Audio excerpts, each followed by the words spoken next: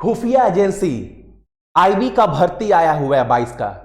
जो भी इसके पिछले एसएससी रेलवे का तैयारी किए थे, जिनका एग्जाम अच्छा मतलब मेहनत तो किए थे लेकिन सफल नहीं हो पाए, वो ये फॉर्म फिलअप कर सकते हैं। और पूरा सिलेक्शन प्रोसेस क्या होगा भैया, एग्जाम देने से लेकर सिलेक्शन तक का सब कुछ मैं आपको इस वीडियो में बताऊंगा। 1600 प्लस भर्ती है, ये बात याद रखिएगा। 1600 प्लस भर्ती है। सिलेबस क्या रहेगा, एग्जाम का पैटर्न क्या होगा, सबसे बड़ा सवाल भैया फीस कितना लगता है इस फॉर्म को फिलअप करने के लिए, कहां से फॉर्म फिलअप करें। एक डाउट और भैया, एज लिमिट क्या रहेगा, सब कुछ इस वीडियो में मैं आपको बताऊंगा। 1 तारीख को दोपहर में 3 बजे आप सभी इंतजार करना एसएससी रेलवे के लिए। बहुत बड़ी खुशखबरी है। अगर आप ईमानदारी से किसी भी एग्जाम का तैयारी कर रहे हैं तो आप इस वीडियो को देखने के बाद बोलेंगे ना भैया थैंक यू, सच में मजा आ गया भैया, जो आपने बोला है ना मजा आ गया। अगर आप दिल से मेहनत कर रहे हैं, भीड़ से पूरा हट कर तब, और जो भी जीडी का तैयारी कर रहे हैं 22 वाला जो भर्ती निकला है, उनके लिए स्ट्रैटेजी वीडियो 2 नवंबर को मैं दूंगा। तो चैनल को सब्सक्राइब कर लीजिएगा ताकि जब भी वीडियो अपलोड करें आपके फोन तक नोटिफिकेशन चल जाए और आप ये वीडियो आपका छूट ना पाए। ठीक है, अब सुनना, एक एक चीज को ध्यान से सुनना। पहले बात करते हैं टोटल पोस्ट। इसमें 2 पोस्ट मेंशन किया गया है। पहला पोस्ट है आपका सिक्योरिटी असिस्टेंट का, जिसके लिए 1521 पोस्ट है। पहला बात, इसमें एमटीएस का भी वैकेंसी है, जिसके लिए पोस्ट है 150। ठीक, तो 2 पोस्ट है, दोनों पोस्ट का भर्ती कितना कितना है ये चीज क्लियर हो गया। दूसरा चीज, ये फॉर्म आप किसी और जगह से फिलअप करेंगे तो वो मान्य नहीं होगा, उसको आईबी नहीं मानेगा। बोल दिया गया है सिर्फ 2 वेबसाइट से आपको फॉर्म फिलअप करना है। कौन कौन से वेबसाइट से, www.ministryophomeffair.gov.in, या तो इस वेबसाइट पर जाकर फॉर्म फिलअप करिएगा, या फिर www.ncs.gov.in। सिर्फ ये 2 वेबसाइट से आप फॉर्म फिलअप कर सकते हैं। फॉर्म फिलअप कब से स्टार्ट होगा, 5 नवंबर, याद रखिएगा 5 नवंबर से आपका फॉर्म फिलअप होना स्टार्ट होगा। 5 नवंबर से अंतिम तारीख कब है, 25 नवंबर।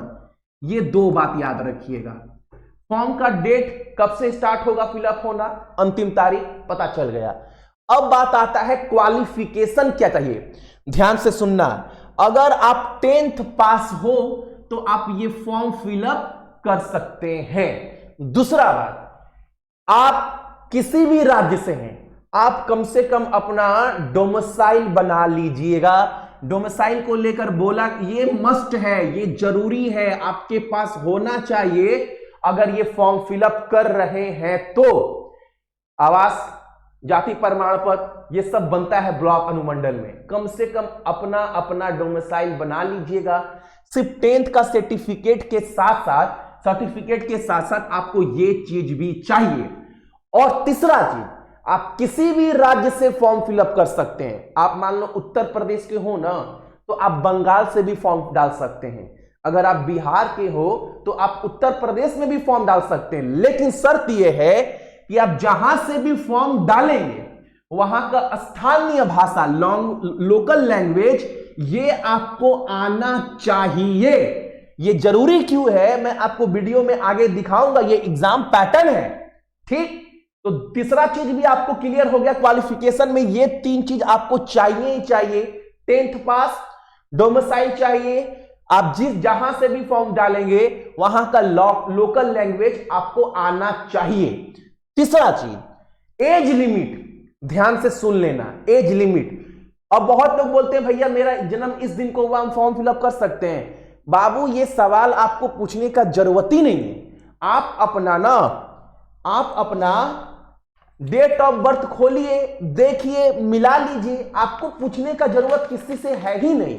अगर आप सिक्योरिटी असिस्टेंट के लिए फॉर्म डाल रहे हैं तो आपका उम्र जो है वो 27 साल से ज्यादा नहीं होना चाहिए।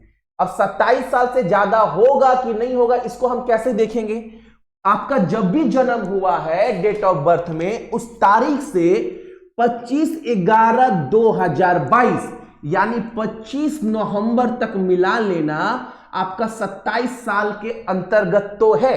अगर आपके जन्म से 25/11 तक 27 साल हो रहा है तो आप इस फॉर्म को डाल सकते हैं।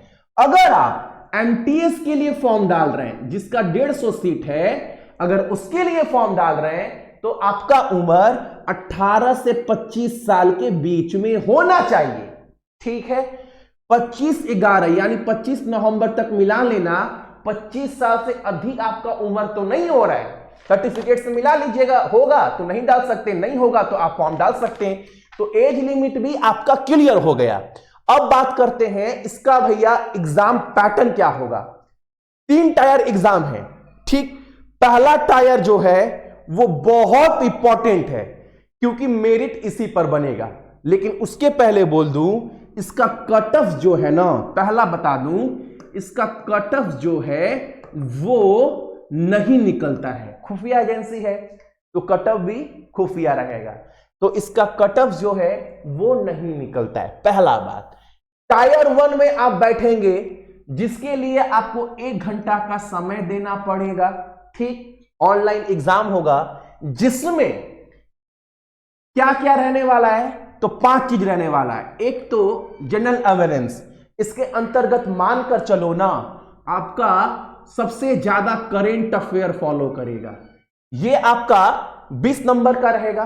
ठीक, उसके बाद मैथ, ये भी आपका 20 का रहेगा, मैथ भी 20 का रहेगा, ये भी 20 का रहेगा। रीजनिंग भी 20 का रहेगा। ठीक है, उसके बाद इंग्लिश लैंग्वेज, ये आपका 20 का रहेगा।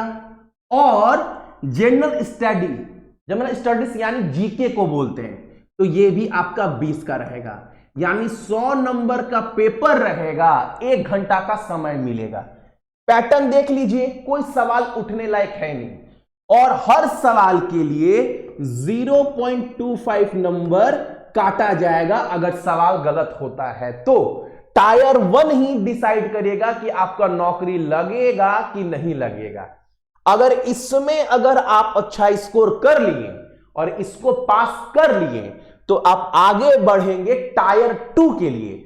टायर 2 जो है ये वाला, ये क्वालिफाई इन नेचर है, यानी सिर्फ इसको आपको पास करना है। ठीक है, इसमें मेरिट बनेगा नहीं बनेगा कोई मतलब नहीं है, सिर्फ इसको आपको पास करना है। अगर आप एमटीएस के लिए एग्जाम दे रहे हो तो ये एग्जाम आपका 40 का होगा टायर 2, और सिक्योरिटी असिस्टेंट जो है वो एग्जाम होगा 50 का। तो क्वालिफाइंग इन नेचर है तो 40 में आपको मात्र 16 नंबर लाना है और इसके में आपको 50 में 20 नंबर लाना है।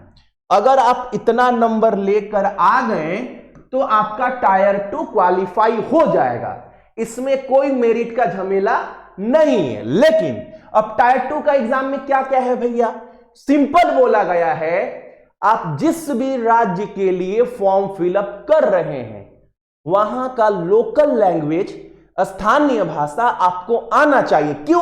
क्योंकि ये एग्जाम जो है वो ऑफलाइन होगा। आपको 500 वर्ड का ना कोई पैराग्राफ दिया जाएगा, उसको आपको ना ट्रांसलेट करना है वहां के स्थानीय भाषा में। मान लीजिए ना आप बंगाल से फॉर्म फिलअप करना है, ठीक है, आपको 500 वर्ड का इंग्लिश लैंग्वेज दिया जाएगा।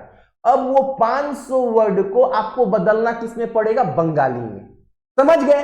ये टायर 2 आपका है, ठीक। और ये चीज ना जो 40 नंबर कवर करेगा ये दोनों लोगों को देना है, सिक्योरिटी असिस्टेंट को भी और एमटीएस को भी। लेकिन इसी में एक एग्जाम और है आप सभी का टायर 2 में, स्पोकन एबिलिटी, यानी आपका बातचीत करने का तरीका कैसे है, आप खुफिया एजेंसी में जा रहे हैं तो आपका पर्सनैलिटी अच्छा है कि नहीं है, ये सब जांच करने के लिए इसका भी 10 नंबर का एग्जाम होगा। लेकिन ये एग्जाम सिर्फ इनको देना है, ठीक है, सिर्फ इनको देना है। तो टायर 2 का समझ गए, सिर्फ क्वालिफाइंग इन नेचर है। उसके बाद टायर 3 जो है ये भी बहुत इंपॉर्टेंट है, ये क्वालिफाई इन नेचर नहीं है। टायर 1 क्वालिफाई कर लिए, टायर 2 क्वालिफाई कर लिए, टायर 3 में पहुंचिएगा, इसमें आपको नंबर स्कोर करना है और यहां पर होगा आपका वाइवा यानी कि इंटरव्यू।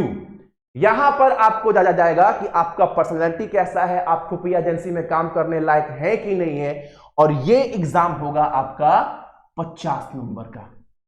सिलेबस कुछ मेंशन नहीं किया गया है नोटिफिकेशन में, सिलेबस मानकर चलो वही मैथ, क्योंकि आप सभी को पता है भैया जो मैथ एसएससी के लिए पढ़ते हैं वही रेलवे के लिए, वही आपका इसके लिए पढ़ना है। Math same, reasoning same, GK same, GS same, यानी किसी एग्जाम के लिए मैथ अलग नहीं बना है। और विश्वास मानो इसके पहले अगर किसी ने भी आईबी का एग्जाम दिया होगा ना, उनको पता होगा पेपर बहुत आसान आता है।